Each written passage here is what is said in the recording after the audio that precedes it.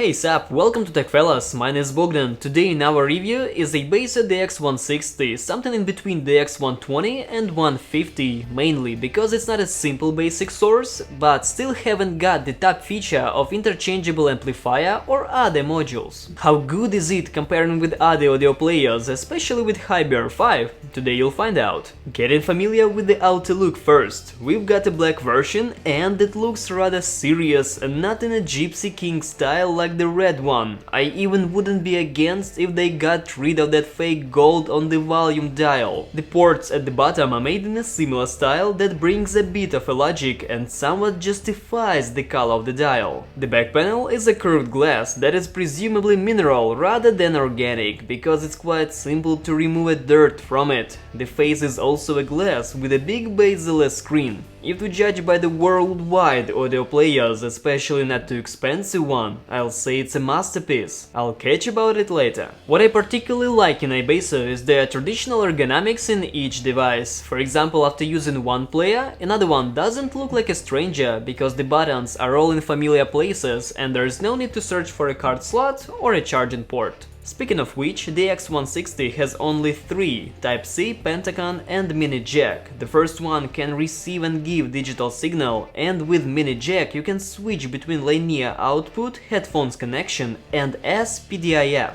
Just a few holes, but so many possibilities. So, the screen. Diagonal size here is around 5 inches with Full HD resolution, which is an overkill for such IPS screens. Brightness adjustment range is disappointing as always, but upon tilting, the picture doesn't become crappy and has almost no color distortions. So to say its quality is way higher than the one in Hiby R5, which I enjoyed as well. The X160 is an Android device that works by means of 8-core 1.2 GHz processor from chip, the same one we saw in the X150 and 220. To say I'm happy about that tradition is to be a great liar. The chipset is not powerful and because of that player can be laggy, but fortunately not enough to make me throw the player in the closest trash can. It has 2 gigs of RAM and 32 gigs of storage, which is not so bad. Apps and firmware will easily fit here, while all music can be held on a memory card. Device supports quick charging according to standards Qualcomm Quick Charge 3.0 and Power Delivery 2.0.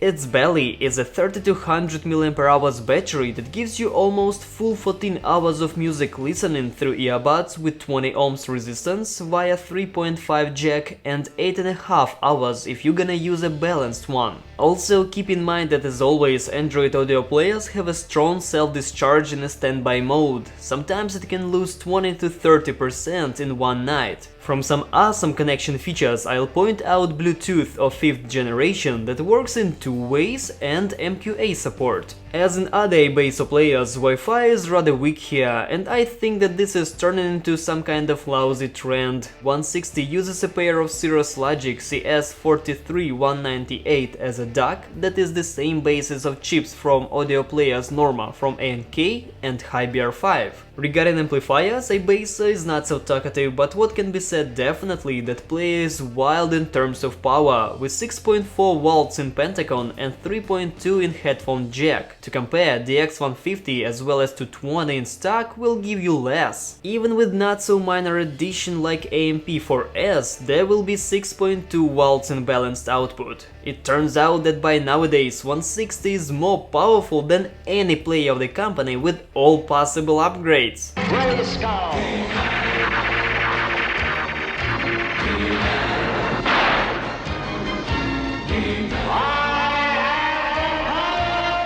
Taking the fact that the X160 has the same hardware as Hiby R5, they actually sound differently. The only common thing is that they both do not sound dry and bring energy to tracks, each in their own way. Hiby is more driving and massive, when the X160 is clearer and more vocal. When you hear from me such words as lows, mids or highs, know that it's time for some audiophile madness. Starting with low frequencies, they have a slight boost in the mid bass, but in total well, I wouldn't call them hyped. Lows play perfectly with details and moderate massiveness. If you want me to choose this side, it will rather be a side of whips, mainly because the subtleties are so expressive here. Based on this, I'd recommend checking this iBasso with BA headphones that will celebrate bass qualities and make it even more beautiful. Electronic music may sound differently than the way you get used to. Other players with massive dark sound will be more electrifying, but the beauty of lows in the DX160 will outmatch if not all competitors, then most of them. Mids, as opposite to bass, sound likely more natural rather than sharp. There are no excessive details typical for top-notch players, but also 160 won't smear the overall picture to hide from you what hardware cannot produce. Resolution is nice, the soundstage is transmitted perfectly and in a full amount. The player in general will not poke your nose into the dirt from the soundtracks, which in pair with natural, not over-dried, clear and airy mid frequencies make it a good choice for lovers of heavy music. If looking again at Hiby R5, this guy makes the metal sound more goopy and dark, while the DX160 reveals its aggression and speed. However, what's important, we didn't feel any pressure on our brains. More than once I found myself thinking that the harder the track, the faster the riff and percussion seemed to be, but the song was never sped up. In highs, player feels mature without specific simplifications. However, even with the most bite-in earphones, you may hear some restraint and, most importantly, comfort in sounds on that level. Random sibilants and stabbing snaps can appear in your ears just sometimes randomly. Overall, the highs play nicely on the background, enriching the sounds of live instruments, and something like violin or cymbals appear in a clear and realistic way, causing no questions.